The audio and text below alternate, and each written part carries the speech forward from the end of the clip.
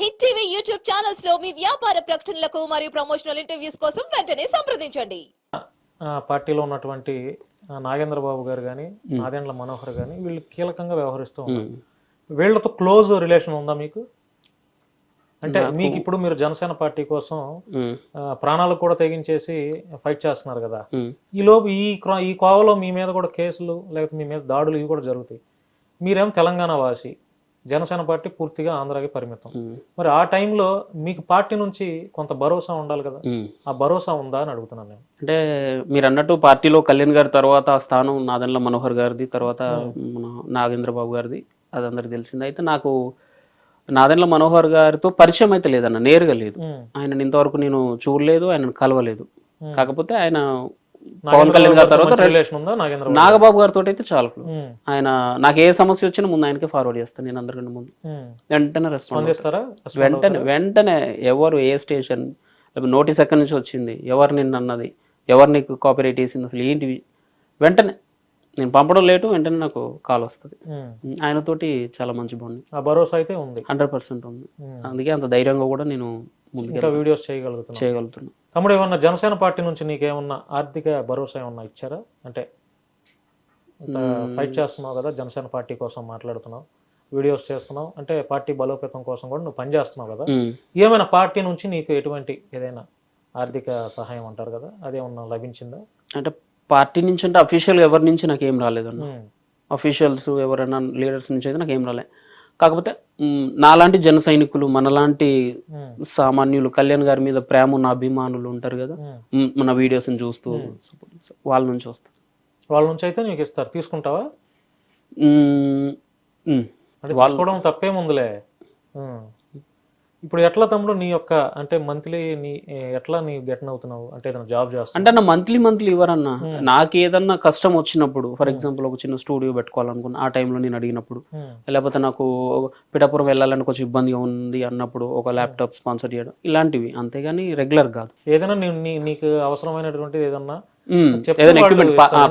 Monthly అయితే కాదు, లేదు. పార్టీకి దీనివల్ల నేను కొంచెం ఆగిపోవాల్సి వస్తుంది అన్నప్పుడు ఎవరైనా ఒకరు ముందుకు వచ్చి నాకు హెల్ప్ చేస్తారు. తమ్ముడు, జనసేన పార్టీని భుజాన వేసుకున్నావు, పవన్ కళ్యాణ్ గారిని భుజాన వేసుకున్నావు. ఈ కోవలో వైఎస్ఆర్సీపీ అధికారంలో ఉంది ఆంధ్రాలో. అంటే నువ్వు చేస్తున్నటువంటి వీడియోస్, నువ్వు చేస్తున్నటువంటి పోస్టులే కానీ వీటిలన్నిటి మీద వైసీపీలో అధికారంలో ఉన్నటువంటి మంత్రులకే కావచ్చు, ఎమ్మెల్యేలకే కావచ్చు, వాళ్ళకు కొంచెం నచ్చదు. ఎందుకంటే అధికారంలో ఉంది, మీరేం ప్రతిపక్షంలో ఉన్నారు, నువ్వు ఒక ప్రతిపక్ష పార్టీకి సపోర్ట్ చేస్తున్నావు. ఈ కోవలో నీ మీద పెట్టినటువంటి కేసులు ఎన్ని? కేసులు అంటే నాకు మన చిలుకలూరు పెట్టా విడుదల రజని, ఆవిడ నుంచి ఫోన్ కాల్ వచ్చింది. అంటే ఏమని వచ్చింది? ఆవిడ మీద పెట్టిన వీడియో డిలీట్ చేయాలంట. ఆవిడే చేసిందా? వాళ్ళ మనుషులతో చేయించింది, ఆంధ్ర వాళ్ళతో చేపించి డిలీట్ చేయాలి అని చెప్పి అక్కడ ఉన్న ఎస్ఐ మీద ప్రెషర్ తీసుకొస్తే నేను చేయనని చెప్పన్నా. నేను చేయను అంటే నీ మీద కేసు అవుతుంది అని బెదిరించాను, పెట్టుకోండి నన్ను. తర్వాత అవంతి శ్రీనివాస్ గారు ఒకసారి నాకు ఏదో ఆడియో లీకేజ్ ఏదో అయినట్టుంది, ఆయన గురించి మాట్లాడినప్పుడు ఒక నోటీస్ పంపించారు నాకు.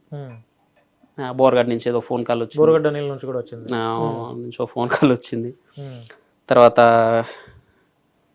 ఏమో వస్తూ ఉంటాయి, అది నేను అంత కేర్ చేయలేదు.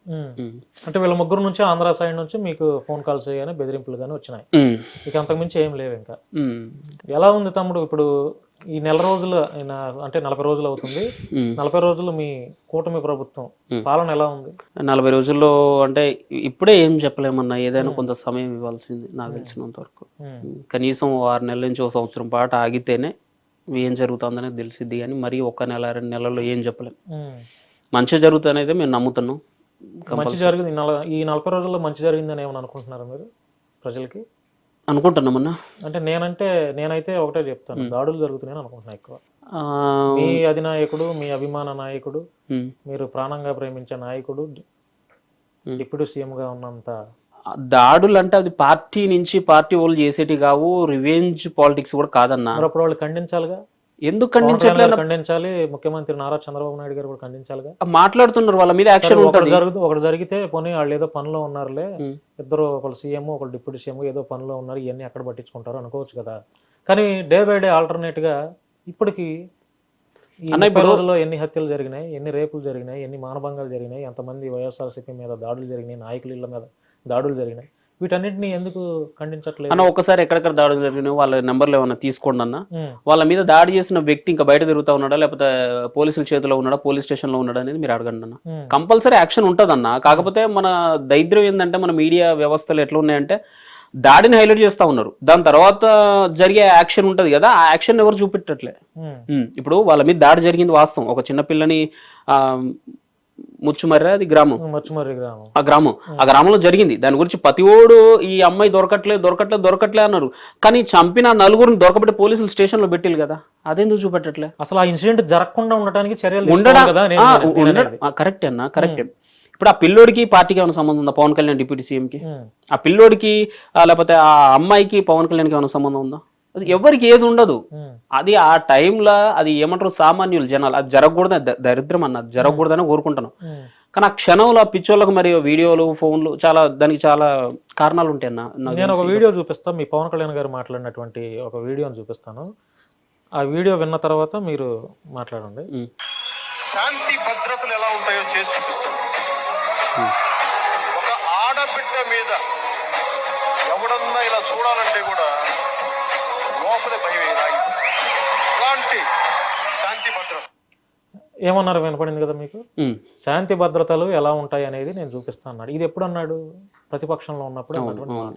ఇప్పుడు ఆయన అధికార పక్షంలో ఒక మంచి బాధ్యత కలిగినటువంటి ఒక పోస్ట్ లో ఆయన ఉన్నారు కదా, మరి ఇప్పుడు ఏవి శాంతి భద్రతలు ఎక్కడ? శాంతి భద్రతలు ఎక్కడ కాపాడాడు? కొంచెం టైం ఇవ్వండి అన్న, కొంచెం టైం అండి. ఇప్పుడు నెల రోజుల్లో జరిగిన దాన్నే మనం ఇంకా పరిపాలన తమ్ముడు, ఇప్పుడు చాలా మంది అన్నది ఏంటంటే నెల రోజుల్లో జరిగినటువంటివి 5 ఏళ్లలో జరగాలి. 5 ఏళ్ళు మొత్తం ఈ పీరియడ్ అంతా ప్రభుత్వం అంతా ఈ పీరియడ్ అంతా చూసుకుంటే ఒక ఇన్ని హత్యలు జరిగినాయా, మన ప్రభుత్వంలో ఇంత పాలనలో ఇన్ని హత్యలు ఇన్ని రేపులు జరిగినాయా అని ఒక క్యాలిక్యులేషన్ వేసుకుంటారుగా. మనం ఎంత పాలన చేసాము, ఎంత మంచి సర్వీస్ చేసాము, ఆ కోవలోనే ఎంత ఈ రేట్ ఎంత జరిగింది అంటే ఈ దాడులు కానీ ఇవన్నీ హత్యలు ఎట్లా జరిగింది వాళ్ళు కూడా క్యాలిక్యులేషన్ చేసుకుంటారు. అది ఈ 40 రోజుల్లోనే జరిగింది అనేది వైసీపీ నాయకులు అంటున్నటువంటి మాట. వాస్తవానికి చూస్తుంటే అట్లాగే ఉన్నాయి. 40 రోజుల్లో ఇన్ని దాడులు, ఇన్ని హత్యలు, ఇన్ని మానభంగాలు అంటే వీటికి నేనేమంటానంటే శాంతి భద్రతలు ఎలా ఉంటాయో చూపిస్తాను అన్నటువంటి పవన్ కళ్యాణ్ గారు ఇప్పుడు హోదాలో ఉన్నారు డిప్యూటీ సీఎం గా. అరే ఒక చిన్నపిల్ల మీద రేప్ చేసిన ఆ వ్యక్తిని వెళ్ళి చట్ట ప్రకారం శిక్షించకుండా అసలు వాడికి ఉరిశిక్షే, చిన్నపిల్లల మీద దాడులు చేసి చిన్నపిల్లల మీద అత్యాచారం చేసిన వాళ్ళకి ఉరిశిక్ష అనే ఒక చట్టం తీసుకురావచ్చు కదా, ఆయన చేతిలో ఉంది కదా. ఇప్పుడు ఉరిశిక్షే దానికి ఏమంటారన్నా పరిష్కారం కాదు, దాని మూలాల మీద దెబ్బ కొట్టాలన్న. ఇప్పుడు సమస్య వచ్చినప్పుడల్లా నరుక్కుంటా పోతాం, పెరిగినప్పుడల్లా దాని మూలం, దాని వేర్లు ఎక్కడ, సమస్య ఎక్కడ ఉత్పన్నం అవుతుంది అన్న దగ్గర పాయింట్ అన్న. ఆ పాయింట్ ని పట్టుకోవడానికి కళ్యాణ్ గారు ట్రై చేస్తా ఉన్నారు. ఆయన వచ్చి 1 నెల అయింది, ఇంకొంచెం టైం ఇద్దాం. ఇప్పుడు అది జరిగిన తప్పే, ఆ 4 అమ్మాయిలు తప్పే, తర్వాత మీరు అన్నట్టు అది ఏంది వాళ్ళు నరుక్కున్న తప్పే, ఇవన్నీ తప్పులే. వాళ్ళ మీద కంపల్సరీ యాక్షన్ ఉంటుంది. కాకపోతే దాని మూలాలను వెతికే పనులు అయితే ఉన్నారు. ఇప్పుడు ఆ పిల్లలు చేసిన దానికి రీజన్ ఏంది నాకు తెలిసినంత మొబైల్ చూడడం. First of all